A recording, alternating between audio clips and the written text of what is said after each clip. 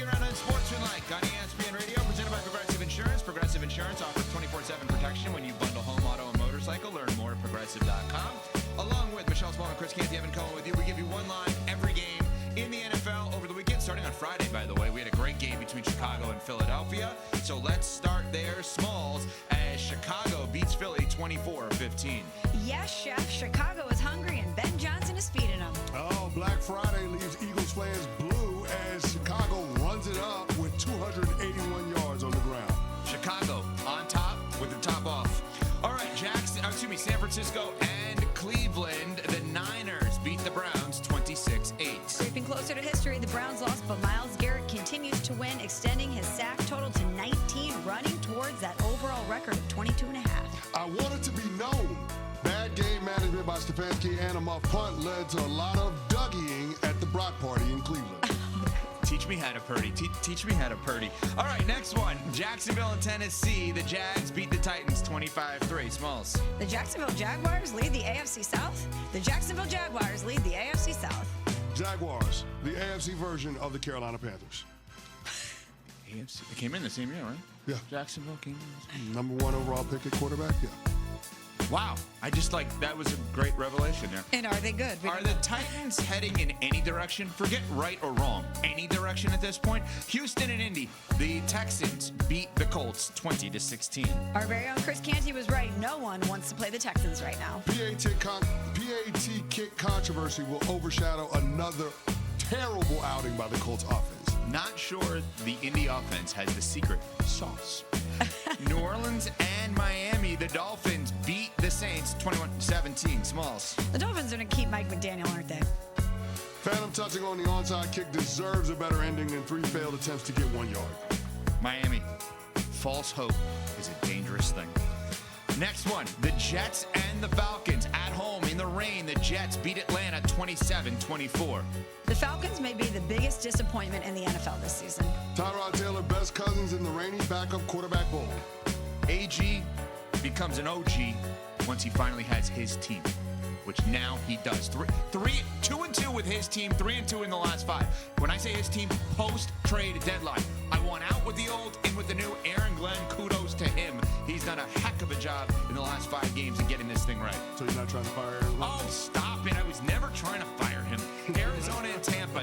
I was actually going the other way on that. Sure. Tampa beat Arizona 20-17. Smalls. All hands on deck. Huge win for Baker and the Bucs as they try to hang on to fend off the Panthers for the NFC South lead. Big man touchdown helps Bucs end a 3-game skid to stay atop the NFC South. Survive in advance, no matter how you do it. Win by 3 is still a win. All right, next one. Minnesota and Seattle. Seattle beats Minnesota 26-0.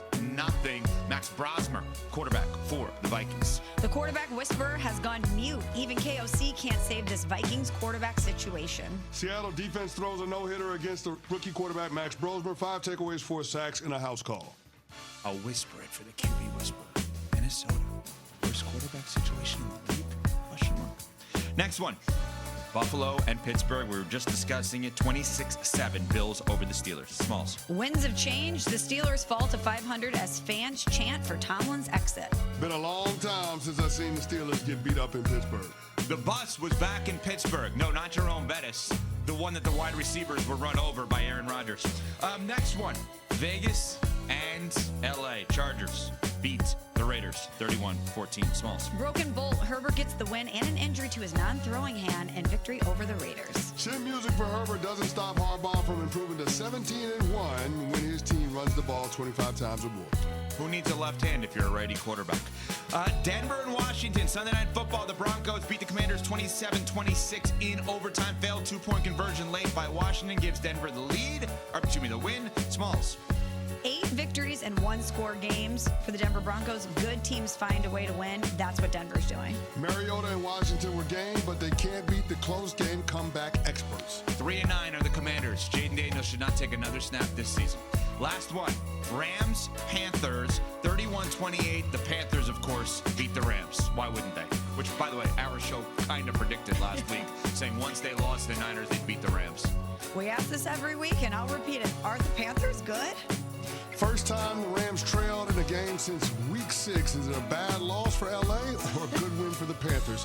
no one truly knows. In my mind, I'm gone to Carolina, and I'm very confused. Go ahead. Try to explain what the Carolina Panthers are.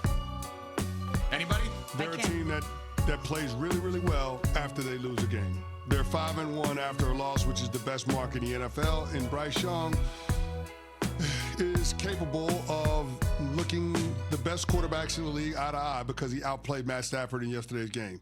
2 passing touchdowns on 4th downs. Hell of an execution by the quarterback.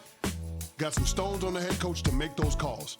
Outstanding throws to Jalen Coker and Teteroa McMillan. And then, of course, to ice the game on the other side of the 2-minute warning, making that throw to Jalen Coker. Just phenomenal from the Carolina Panthers all the way around in yesterday's game. Okay, so let me ask you this then.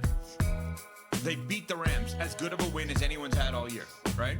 That's a heck of a win. Rams are awesome. Yeah. Do we assume they're going to lose to the Saints next week on the road? Here's the thing. I don't know about the Carolina Panthers, right? Because this is one of those teams that feels like they're ascending, and as young teams go, they're always going to be inconsistent. I don't know if this is the win that gets them to turn a corner in that regard, right? Is this the inflection point? Is this the line of demarcation from the Carolina Panthers being a young, fun bunch to being a team that is steady, that has an identity, that's going to show up week to week? I don't know. It feels like it could be that moment, but we say that after every big win that Carolina surprises us with. We said that after they went in the Lambeau and beat Jordan Love and the Green Bay Packers, and yet that wasn't the point. I'm wondering if it's going to be the case in this particular matchup, because I got to tell you, man, this is the team that nobody has on the board in terms of having to watch out for once we get to the postseason, but they absolutely could play spoiler for somebody else's year. One of the data points that we look at is, do we trust the quarterback, right? Do we trust him?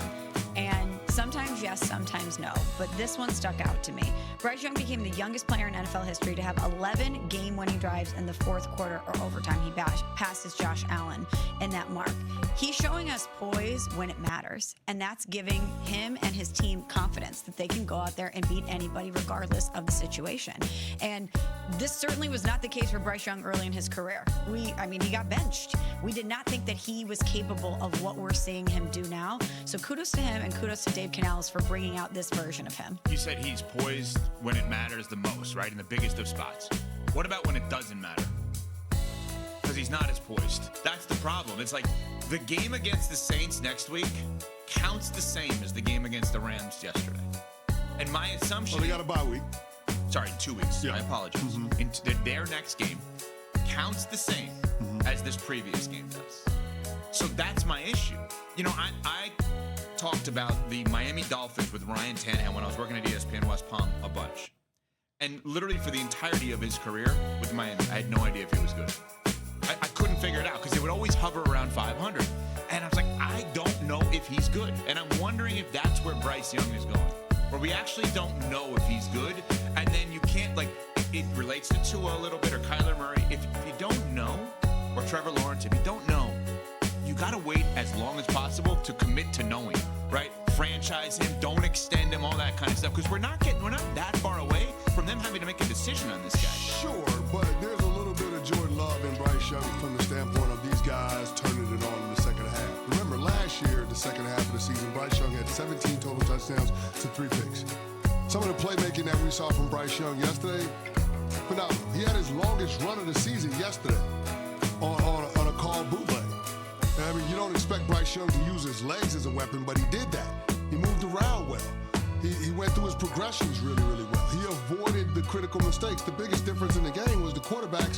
One turned it over 3 times, the other one didn't. Which is rare. Obviously, Stafford had 28 straight touchdowns without a pick. Sure, but I think that there's something to be said for Bryce Young playing well this time of year over year, and then the messaging that you're getting from the head coach, which is that, yeah, the LA Rams, we've seen their best football, but we haven't played our best football yet. If the rest of the locker room is believing that, after just showing what they're capable of by beating a team that was in pole position to have the #1 seed in the NFC, why can't the Carolina Panthers in the final 4 games of the season get on a little bit of a roll? They control their own destiny because they got 2 dates with Tampa, and then they've got a road game against New Orleans and home against Seattle. I'm just saying that the Carolina Panthers could be one of those teams that catches lightning in a bottle. Yes, but they're not like you feel like the Texans are, right? They're not like dangerous in that spot. They're just, we don't know what they are. Like you've said the Texans.